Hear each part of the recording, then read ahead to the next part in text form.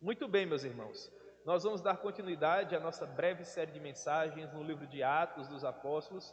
E nós chegamos a um ponto do livro de Atos onde surge um personagem que, a meu ver, é fundamental para a nossa compreensão, não apenas do livro de Atos, mas, sobretudo, do enredo, da trama que dá sentido ao Novo Testamento. Esse personagem é o nosso querido Barnabé. Portanto, hoje nós teremos uma espécie de mensagem biográfica. Nós vamos caminhar pelo livro de Atos e eu vou pensar alguns textos pontuais que fazem menção a Barnabé, e com base nesses textos nós vamos procurar fazer algumas aplicações às nossas vidas. Amém? Combinado? Então, no primeiro momento, eu gostaria de convidar vocês que me acompanham no conforto dos seus lares, não é? A abrirem suas Bíblias em Atos, capítulo 4, versículo 36 e 37. É a primeira vez que nós temos menção ao nome de Barnabé dentro do livro de Atos dos Apóstolos, e aqui nós percebemos que esse homem tinha um coração na obra. Esse homem tinha um coração voltado à maior glória de Deus, e essa é a primeira característica que eu gostaria de aplicar às nossas vidas. Nós também precisamos de um coração na obra de Deus. Há muitas pessoas sofrendo porque perderam seus empregos, porque estão tendo despesas outras por conta desta enfermidade terrível chamada Covid-19. Nós precisamos auxiliar essas pessoas, irmãos, tá bom? Em nome de Jesus, sobretudo a família do nosso querido irmão Rodrigo, né, que está com seu filhinho lá na UTI, tem passado, irmãos, por momentos difíceis. Isso inclui também um aspecto financeiro. Se você puder ajudar o nosso irmão Rodrigo, é muito fácil. Você procura ele no Instagram e vai ter lá alguns meios de ajudá-lo, ou então você me procura que eu também vou fazer essa ponte, esse canal, para que você ajude Rodrigo, tá bom? Logo, Barnabé tinha um coração na obra, um coração voltado às necessidades dos irmãos. O nosso irmão Lucas, ele faz menção a isso nos dizendo assim, Atos capítulo 4, versículo 36. José, a quem os apóstolos deram o sobrenome de Barnabé, que quer dizer filho de exortação, levita, natural do Chipre, como tivesse um campo, vendendo, trouxe o preço e o depositou aos pés dos apóstolos. Porque essa passagem é interessante para a nossa compreensão do caráter de Barnabé, do coração missionário que Barnabé possuía. Porque essa passagem ela fica bem no meio entre o exemplo que Lucas nos dá de como vivia a primeira comunidade cristã. Lucas nos diz que da multidão dos que creram, um era o coração e a alma, ninguém considerava exclusivamente seu aquilo que possuía, pelo contrário, os irmãos vendiam as suas propriedades e compartilhavam com aqueles que tinham mais necessidade. Esse texto vem antes, mas também é um texto que vem depois, Atos capítulo 5, que fala de Ananias e Safira. Aquele casal que vendeu uma propriedade, mas que não depositou o valor completo aos pés dos apóstolos e que mentiram. Eles poderiam ter colocado aos pés dos apóstolos aquilo que eles quisessem. O fato é que eles não temeram mentir perante o Senhor, perante o Espírito Santo, e por conta disso eles foram punidos. No meio desses dois textos que falam daqueles que eram mais apaixonados pelo Senhor e serviam com a maior desenvoltura, e aqueles que infelizmente não eram tão apaixonados assim e mentiam para Deus, há aquele que, a meu ver, serve como um exemplo de como nós deveríamos nos pautar para não estarmos assim, irmãos, tendentes aos extremos, porque nós sabemos que nós precisamos de um mínimo necessário para a manutenção da nossa própria vida. Nós não podemos abrir mão de tudo, e Deus também não requer isso de nós, ao tempo em que nós também não devemos ser levianos, viver no conforto do nosso lar, não nos preocupando com aqueles que infelizmente possuem menos que nós. Como viver esse equilíbrio? De modo a usufruirmos daquilo que a graça de Deus tem nos oferecido, sem, no entanto, nos esquecermos daqueles irmãos que sofrem. O exemplo aqui é Barnabé. Lucas diz que a princípio ele se chamava José, mas os apóstolos preferem mudar o nome dele para Barnabé, que significa pai de exortação, o filho de toda consolação. Eu prefiro o segundo, a meu ver, parece mais com o caráter de Barnabé. Ele, sendo levita, natural de uma ilha que ficava distante de Jerusalém, lá no Chipre, no meio do Mediterrâneo, ouviu acerca dessa nova comunidade, ele atendeu de maneira afirmativa ao Evangelho, vendeu a sua propriedade sem que as pessoas nem ao menos soubessem que de fato ele a possuía, e depositou tudo aos pés dos apóstolos.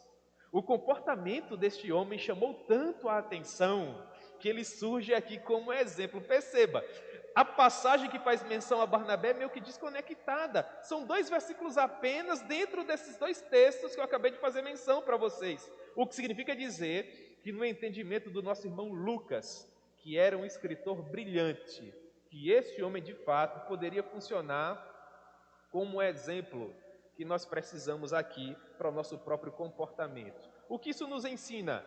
Que Barnabé era um construtor de pontes, que Barnabé era alguém a quem Deus usava para solucionar questões difíceis, ou para garimpar pessoas com as características necessárias para implantar na terra os valores do reino de Deus e manifestar a sua glória até os confins da terra. Se eu tivesse que resumir Barnabé em uma única frase, sabe qual seria para vocês? Seria a seguinte: Barnabé encorajava as pessoas a serem o que elas nasceram para ser, instrumentos para a glória de Deus. Barnabé era aquela pessoa que olhava para alguém e conseguia distinguir nela características que às vezes nem mesmo a própria pessoa conseguia distinguir. E Barnabé, ele valorizava essas características, ele abria porta para essas pessoas, ele dava voz, ele dava vez, ele concedia oportunidades. Como nós precisamos, irmãos, de pessoas assim nos dias atuais. É por isso que sempre que eu estou pregando no livro de Atos dos Apóstolos, eu faço questão de pregar uma mensagem sobre Barnabé, porque, a meu ver, ele é esse personagem que dá liga ao enredo do livro de Atos e, consequentemente, ao Novo Testamento. Portanto, eu quero acreditar que Barnabé de fato era esse exemplo a quem Lucas disse assim: o coração de fato estava voltado para o Senhor. O coração de fato estava voltado para Deus. É por isso que Lucas o escolhe como exemplo de como era o coração e a alma dos discípulos. Amém? Que Deus permita que o seu coração também esteja na obra de Deus, assim como Barnabé, e o meu coração também. Mas além de ter o coração na obra de Deus, Barnabé também era um homem usado pelo Senhor para abrir portas. Vocês lembram, em nossos últimos encontros aqui, que eu estive falando para vocês acerca da conversão do poderoso Saulo de Tarso, como ele era o principal perseguidor da igreja, como ele expulsou todos os discípulos de Jerusalém, à exceção dos apóstolos, e como finalmente ele teve um encontro precioso com o Senhor Jesus, tendo a sua vida completamente transformada, se tornando uma nova criatura por meio do poder maravilhoso do Espírito Santo. Essa história vocês conhecem muito bem. Falei para vocês de como, a princípio, ele queria compreender melhor acerca de quem era Jesus, isso é Atos capítulo 9, de como ele tentava, Atos 9:20, afirmar para os judeus que Jesus era o Messias, mas nós compreendemos que meramente afirmar dentro daquele recorte histórico não era suficiente, de modo que Saulo precisava provar, de acordo com as escrituras hebraicas, com as escrituras do Antigo Testamento, que de fato Jesus era o Messias. E para isso ele foi até as regiões da Arábia, permaneceu 3 anos ali, olhando as profecias do Antigo Testamento para aferir se de fato elas se cumpriam em Cristo Jesus ou não. Ao final dos 3 anos, Saulo concluiu, examinando todos os documentos do Antigo Testamento, que de fato Jesus era o Messias. E ele chega a nos dizer em Gálatas capítulo 1, que com base nessas informações, se qualquer pregador, ou mesmo um anjo de luz, pregasse qualquer mensagem que estivesse para além, ou aquém da mensagem que o próprio Deus havia concedido a Saulo de Tarso, e a comunidade dos eleitos viesse a considerar essa mensagem anátema. Pois é, irmãos, é dessa maneira que esse vil perseguidor se torna um dos maiores teólogos de todos os tempos, um dos maiores missionários de todos os tempos, alguém que Deus vai usar para escrever pelo menos 50% do seu Novo Testamento. Agora, antes dele ser tudo isso, alguém precisou abrir a porta para ele. Alguém precisou lhe conceder voz, alguém precisou lhe conceder vez.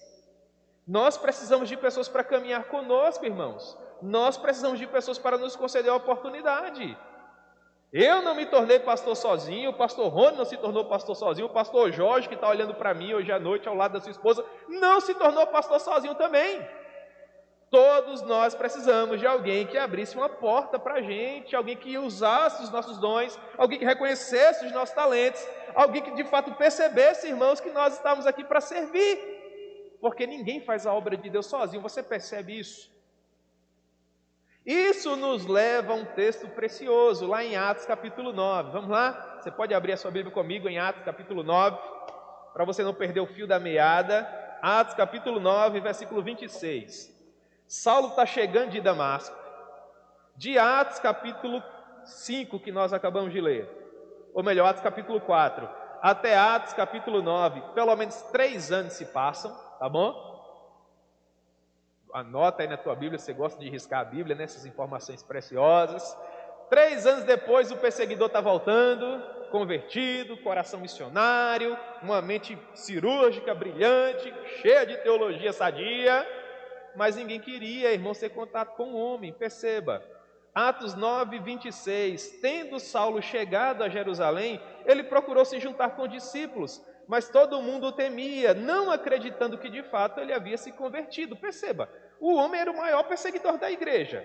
3 anos as pessoas não tinham notícia dele, agora ele volta. Será que de fato a sua conversão era genuína? Será que Saulo não era um espião para descobrir quem era a liderança da igreja e matar esses irmãos e perseguir esses irmãos? Ora, todo mundo temia Saulo de Tarso, menos uma pessoa.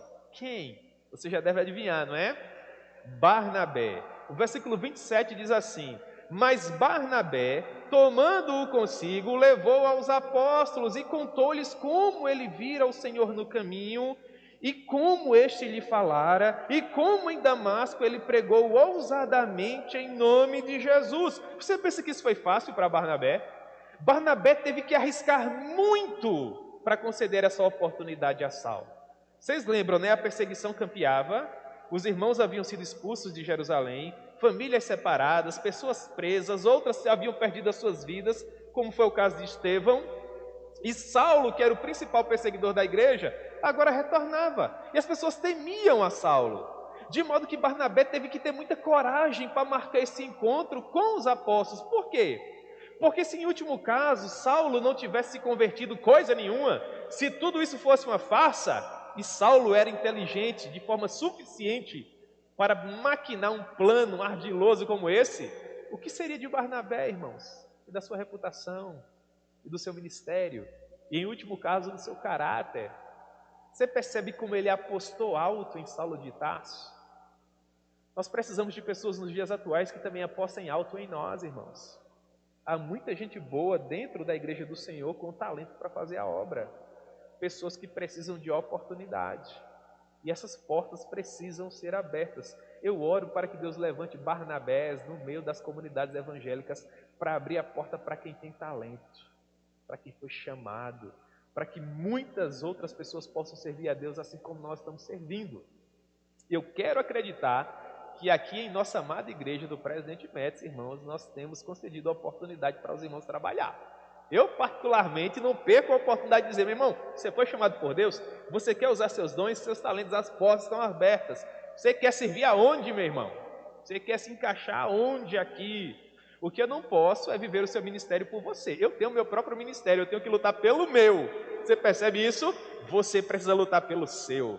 Você precisa entrar pelas portas que estão abertas. Eu não posso, meu irmão que é chamado para ser pregador, meu irmão que é chamado para ser cantor, meu irmão que é chamado para tocar instrumentos, pegar na sua mão toda semana, trazer você para a igreja para ensaiar, meu irmão. Ou para cantar com você, eu não posso, meu querido, estar colocando o microfone na sua mão para você pregar, não. O ministério é seu, meu filho. Você já imaginou se Eliseu tivesse a convicção que muitos dos nossos irmãos têm hoje? Você lembra quando Elias estava para ser assunto aos céus? Elias fazia tudo possível para Eliseu ficar para trás. Em 3 oportunidades ele dizia: Deus me chamou lá em Jericó, fica aí. E Eliseu: que conversa, eu vou contigo, tu é o cara. Tu é o profeta da nossa geração, eu quero caminhar contigo. Então nós precisamos ter esse sentimento em nosso coração, irmãos. Barnabé abriu a porta, mas Saulo quis entrar. Estava ali pertinho, estava ali disposto. Conselho para você que tem chamado, meu irmão: se junte a alguém que tem chamado assim como você. Aprenda com essa pessoa. Tenha mentores na sua vida. Procure referenciais, meu filho. Se você de fato for apaixonado por aquilo que Deus lhe confiou para fazer, você vai caminhar com pessoas que vão hipervalorizar o seu talento e vão colocar você para cima. Pelo menos é assim que a história tem nos mostrado acerca de pessoas que queriam servir de fato a Deus com excelência. Portanto, Barnabé era um homem que abria portas. Barnabé era um homem que não estava temendo arriscar aquilo que ele tinha para que outras pessoas pudessem viver suas próprias experiências para a glória de Deus. Barnabé via nas pessoas aquilo que às vezes nem mesmo elas viam. Ele olhava para Saulo e enquanto as pessoas viam apenas um terrível perseguidor, ele já visualizava o maior teólogo de todos os tempos. Puxa vida, o cara fala latim, o cara fala hebraico, o cara fala aramaico, o cara fala grego, o cara estudou aos pés de Gamaliel, o cara é apaixonado por Jesus. Vamos colocar esse menino para pregar. Olha a mente de Barnabé como funcionava. Nós precisamos de pessoas assim, irmãos. Pessoas assim. Vamos avançar para a próxima característica de Barnabé. Vamos lá. Barnabé não apenas abria portas, Barnabé também promovia talentos, Barnabé garimpava vocações. Você sabia que não compete apenas ao pastor promover talentos na igreja, garimpar aqueles vocacionados, aquelas joias preciosas para servir ao Senhor? Isso é missão, de fato, de toda a igreja. Compete a você, meu irmão, que vê aquele garotinho, né, passando aqui pelos corredores da igreja, que é bom de Bíblia, que é apaixonado por Jesus, fala assim para ele: rapaz, já pensou fazer seminário? Você tem jeito de pastor, meu filho? Você caminha como pastor, fala como pastor. Será que Deus não tem esse chamado na sua vida? Será que você não pode incentivar uma moça, quem sabe, que canta, que toca, que gosta de dar aula para criança, por exemplo, que é apaixonado por missões, por evangelismo, aquele rapaz que quer dar a vida dele em algum país longínquo para que Jesus se torne ainda mais conhecido? Aposte na vida dessa pessoa, meu irmão. Você pode servir assim como Barnabé servia. Nós, irmãos, não podemos deixar essa grande responsabilidade apenas nas mãos dos pastores, porque os pastores, convenhamos, têm outras ocupações também, se bem que essa é uma ocupação que o pastor deve procurar promover com excelência, mas é responsabilidade de todos nós, amém? Glória a Deus. Aconselho os jovens da nossa igreja, procurem vocacionados da nossa igreja, promovam a expansão do reino dos céus, se comportem como Barnabés em nossa geração. Mas como é que Barnabé promovia esses talentos? Como é que Barnabé garimpava essas vocações? Vocês lembram que lá em Atos capítulo 8, após a morte de Estevão, que todo mundo foi expulso de Jerusalém, por causa de Saulão, que agora era crente, e que estava voltando para casa, né? Porque depois que Barnabé abriu as portas para ele em Jerusalém, ele começou a pregar, uma confusão aconteceu, o povo tinha medo do homem ainda, e os apóstolos pensaram assim: olha só, Saulo, aqui você mais está atrapalhando do que ajudando. Nós vamos mandar você para casa, nós vamos mandar você para Tarso, e você vai esperar lá. E Saulo foi para Tarso, né? Mas aquelas pessoas que Saulo havia expulsado de Jerusalém em Atos capítulo 8, se espalharam pelo mundo, foram ganhando outros países, e essas pessoas chegaram a uma cidade que ficava muito distante de Jerusalém, quase na Cilícia, terra natal de Saulo. Sabe que cidade era? A cidade de Antioquia da Síria. Quanto tempo essas pessoas levaram para sair de Jerusalém, em Atos capítulo 8, e chegar até em Antioquia, em Atos capítulo 11? Presta atenção, 13 anos. De Atos capítulo 8, perseguição patrocinada por Saulo, até Atos capítulo 11, aquele grande avivamento que Deus permitiu no meio de Antioquia da Síria. 13 anos se passaram, pelo menos. Vamos compreender essa passagem? Vamos abrir nossas Bíblias em Atos capítulo 11, vamos lá. Atos capítulo 11, versículo 19, Atos 11, 19, olha só como a Bíblia vai se encaixando, olha como Lucas era um escritor precioso. Ele diz assim: então, os que foram dispersos por causa da tribulação que sobreveio a Estevão, está onde, irmãos? Atos capítulo 8, se espalharam até a Fenícia, o Chipre e Antioquia. A princípio eles não anunciavam a ninguém a palavra, mas apenas aos judeus. Todavia, tá bom? Alguns deles, porém, que eram do Chipre e de Cirene, e que foram até Antioquia, falavam também aos gregos, leia-se aos gentios. anunciando-lhes o evangelho do Senhor. Versículo 21, a mão do Senhor estava com eles, e muitos crendo se converteram ao Senhor. E a notícia a respeito dele chegou aos ouvidos da igreja que estava em Jerusalém. Olhe para mim agora. Avivamento em Antioquia, muita gente se convertendo. Não havia televisão, não havia rádio, não havia internet ainda. A notícia passava de boca a boca. Para essa notícia chegar em Jerusalém, de que muita gente havia se convertido e que a igreja lá estava crescendo e crescendo muito, sobretudo entre os gentios, levou algum tempo. E chamou a atenção da igreja mãe em Jerusalém o fato de no meio dos gentios já haver uma igreja quase tão grande quanto a própria igreja de Jerusalém. Há quem diga que a igreja de Antioquia a essa altura já era até maior. E a igreja de Jerusalém pensou assim: rapaz, a gente precisa aferir se de fato esse povo está se convertendo de verdade ou não. Nós precisamos de alguém que tenha um coração na obra. Nós precisamos de uma pessoa que tenha convicção para abrir portas. Porque se a gente mandar uma pessoa de mente fechada, ainda que as conversões sejam genuínas, o cara vai dizer: aqui eu não reconheço nada como de Deus. Só vale o que está lá em Jerusalém. Vocês sabem que o espírito nessa época era assim. Então as pessoas precisavam de alguém que de fato abrisse portas. Tem vocação, tem talento, é chamado, deixa esse povo trabalhar. Precisavam de alguém que garimpasse vocações. Quem será que a igreja de Jerusalém mandou? Vocês já estão pensando mais ou menos aí? Está ficando fácil, né? Barnabé. É a parte final do versículo 22. E enviaram Barnabé até Antioquia. Agora olha para o versículo 23, irmãos. Quem não enviaria Barnabé? Olha as características de Barnabé. Veja só. Por que foi que a igreja enviou esse homem? Versículo 24. Porque ele era um homem bom, cheio do Espírito Santo e de fé. Que coisa linda. Quando ele chega em Antioquia, versículo 23, ele viu a graça de Deus. Não era a igreja de Jerusalém, não eram apenas judeus, eram gentios, irmãos. E Barnabé viu naquelas pessoas a graça de Deus e ele se alegrou.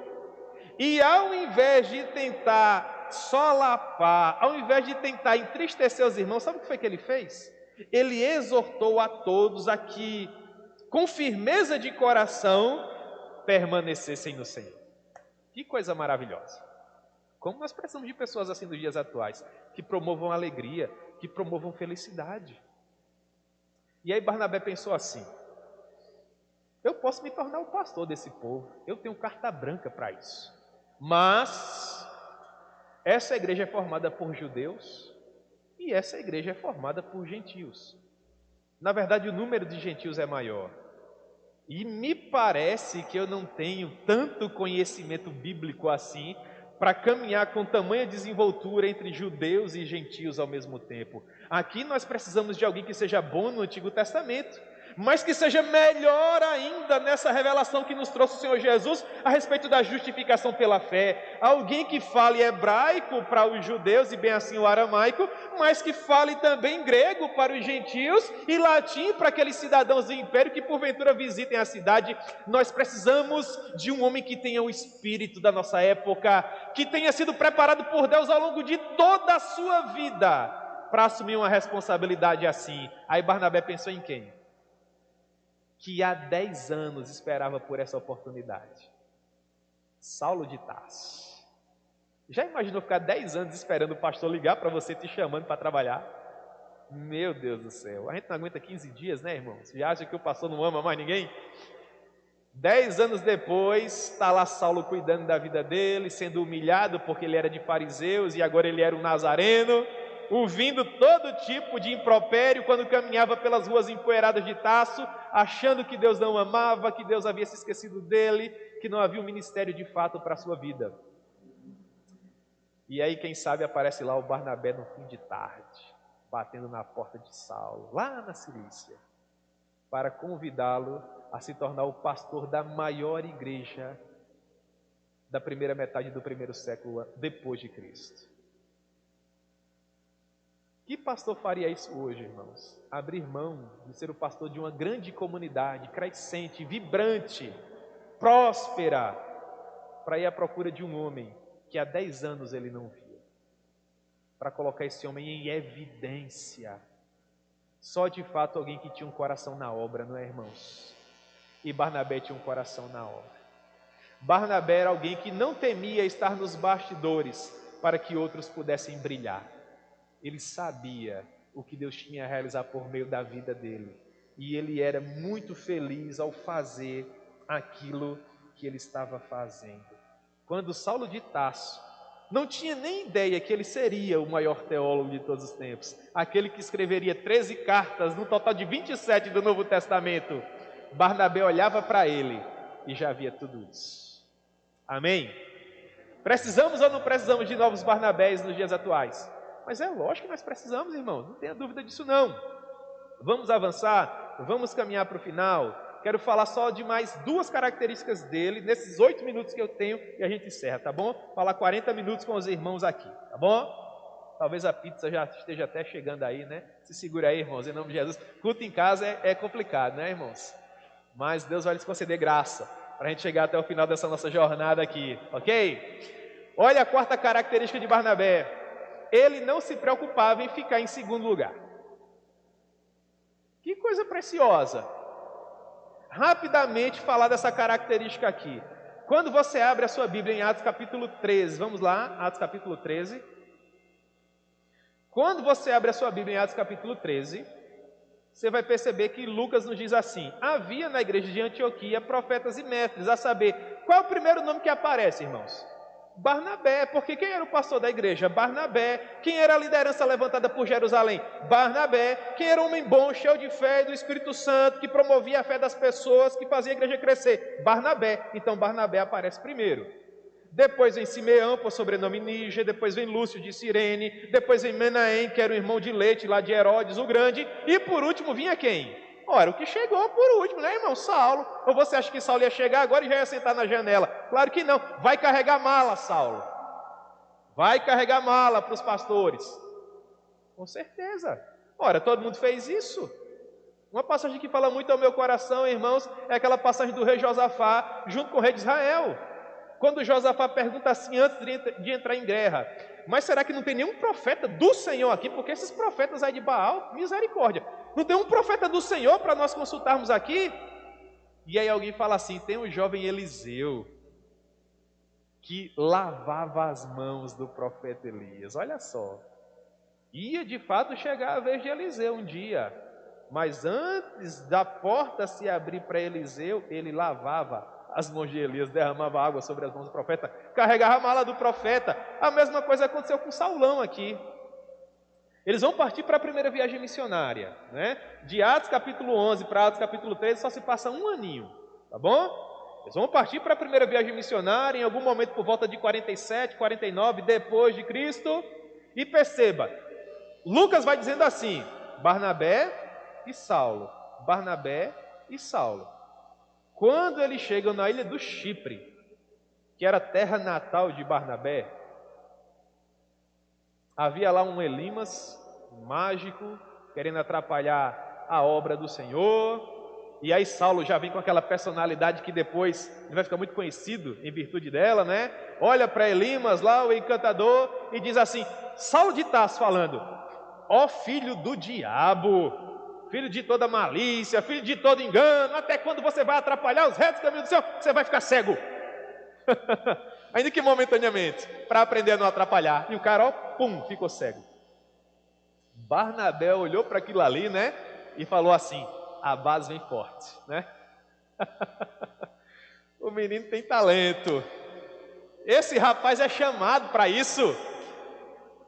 Quando você vai fazendo essa leitura, meus amados irmãos, uma coisa preciosa acontece. O que é que Barnabé faz? Ele deixa de ser o líder da caravana missionária e ele se coloca espontaneamente em segundo lugar. Quando você começa a ler, em Atos capítulo 13, vai sempre aparecer Barnabé e Saulo. Mas depois que eles passam pela ilha do Chipre e eles avançam na viagem missionária, Lucas inverte a ordem. Lucas era um escritor brilhante. Você acha que ele fez isso porque errou? É claro que não. Agora a ordem dos fatores mudou. Barnabé deixa de ser o líder. E agora Saulo, que passou a ser chamado de Paulo. é que vai ser o líder da caravana. Vou fazer uma pergunta para vocês. Se nos dias atuais, no meio de uma campanha como essa, aquele que foi levantado para ser líder fosse substituído e colocado em segundo lugar, ou em terceiro ou em quarto, será que isso daria problema, irmãos? Eu quero acreditar que, salvo as devidas exceções, com certeza absoluta. Ora, irmãos, a gente assume a presidência de alguma coisa, e quando o mandato está terminando, a gente já quer mudar o estatuto, a gente já quer fazer revolução para não perder. É assim ou não é, meu irmão? E quando finalmente a gente já está ali quase que sem força, não coloca meu filho, coloca meu neto, enfim, coloca alguém para me representar. Isso é a natureza humana. São poucos aqueles que de fato foram trabalhados por Deus, de modo a entenderem que nós, irmãos, não somos insubstituíveis. Pelo contrário, o cemitério está cheio de pessoas que achavam que eram insubstituíveis. Há sempre alguém que pode fazer melhor do que você, meu irmão. Você não é o mais inteligente, você não é o mais preparado, você não é a última bolacha do pacote, não. Se de repente Deus levantar alguém que consiga fazer algo melhor que você, deixa esse irmão trabalhar em nome de Jesus. Dê oportunidade a ele e Deus vai encontrar alguma coisa para você fazer também. Isso vai fazer com que o seu coração fique sempre em paz. Porque é muito difícil, irmãos, viver em algum lugar onde nós tememos a todo momento sermos substituídos, porque isso inevitavelmente vai acontecer. Nós estamos, por exemplo, servindo ao Senhor na igreja do Presidente Médico, por exemplo, mas nada impede que na semana que vem Deus diga assim: rapaz, a tua missão aí chegou ao fim, faz as tuas malas e vai para o lugar que eu te mostrarei. Isso é natural na obra de Deus, irmãos. Nós vamos agradecer ao Senhor por todas as experiências maravilhosas que vivemos aqui. Vamos derramar algumas lágrimas quentes, porque os irmãos são muito preciosos, mas vamos continuar servindo a Deus com alegria, assim como vocês. Nós precisamos ter essa sensibilidade, tá bom? Barnabé não temia ser visto em segundo lugar, ou terceiro, ou quarto, ou quinto, tá bom? E agora a última característica dele, para a gente encerrar. E essa característica é a que mais fala o meu coração. No final dessa primeira viagem missionária, as igrejas foram plantadas, mas infelizmente uma pessoa que fazia parte da caravana desistiu da viagem. Vocês sabem quem é, o João Marcos. Não estou falando nenhuma novidade aqui para vocês. Princípio da primeira viagem missionária, Atos capítulo 13 ainda. João Marcos, quando chegou a Perge da Panfilha, voltou para casa, voltou para Jerusalém. João Marcos era primo de Barnabé. A palavra, na verdade, pode ser tanto primo como sobrinho. Assim, o meu coração se inclina mais para sobrinho, sabe, irmãos? Mas o pessoal prefere primo, enfim. João Marcos desistiu da viagem, voltou para casa. 2 anos se passaram, 2 anos. E aí nós chegamos a Atos capítulo 15. Vamos lá, finalzinho, Atos capítulo 15, sem cansar você. Você vai comer a sua pizza agora. Eu falei até esse momento 38 minutos. Falar 40 minutos e acabar, para você comer a sua pizza com a sua família, em nome de Jesus. Atos capítulo 15. Paulo, que conforme eu disse a vocês, era o líder agora da empreitada missionária, das viagens missionárias, vai procurar o Barnabé. E ele diz assim para Barnabé, lá em Atos capítulo 15, versículo 36. Atos 15, 36. Voltemos agora para visitar os irmãos por todas as cidades nas quais nós anunciamos a palavra do Senhor, para ver como é que esses irmãos estão passando. E Barnabé, que era um homem que abria portas, que garimpava talentos, que não tinha problema em ficar em segundo lugar, que não tinha problema em ficar nos bastidores para que outros pudessem ter evidência, disse assim para Paulo, que já tinha escrito Gálatas, para algumas correntes, para mim inclusive, já era escritor, pastorzão, plantador de igreja, o cara mais conhecido da igreja primitiva, mais conhecido desse momento histórico. Aí Barnabé fala assim, versículo 37, eu quero levar Marcos, porque ele até desistiu na primeira, mas o que garante que ele vai desistir agora da segunda? Vamos dar uma chance ao rapaz? Vamos abrir uma outra porta para ele? Vamos acreditar no talento, vamos acreditar no chamado, vamos acreditar na vocação. Mas Paulo, versículo 38, não achava justo levarem aquele que havia se afastado. Irmãos, Lucas nos diz no versículo 39 que houve tal desavença entre eles que eles tiveram que, não são, se separar. Isso fala demais ao meu coração, irmãos. Por quê? Porque Paulo era o cara. Paulo seria o quê? John Piper de hoje? No Brasil, sei lá, um Augusto Nicodemos, Hernando Dias Lopes, né? Pergunta para vocês, e para você que está em casa. Se você pudesse viajar numa viagem missionária com John Piper ou comigo, você ia com quem? Você respondeu não. Só no semblante de vocês eu já estou vendo a resposta aqui, né, Wesley? O que acontece? Você é humano, irmão. Você quer ir com aquele cara lá que Deus tem usado para, meu Deus, fazer coisas extraordinárias. A gente olha para Barnabé. Eu viajo com alguém que tem feito coisas extraordinárias para a glória de Deus, ou eu deixo de viajar com esse cara e vou procurar um rapaz que fugiu da primeira viagem, sabe Deus pelo quê? Sei nem se de fato esse rapaz vai de fato engrenar no ministério, e eu vou arriscar esses anos áureos da minha vida nele, com ele. Você faria o quê?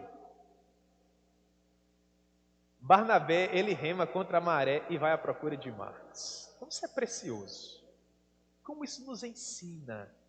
Às vezes nós festejamos demais, irmãos, aqueles que estão em evidência. Isso é até natural, nós somos seres humanos. Mas existem alguns anônimos que são tão fenomenais quanto. Você consegue imaginar Marcos, depois de 2 anos em Jerusalém, triste, coitado, chateado, desistir, irmãos, nunca faz bem a ninguém. Voltar para casa frustrado dessa maneira nunca faz bem a ninguém. Está lá Marcos achando que Deus nunca mais iria ser com ele, que ele nunca mais teria a oportunidade.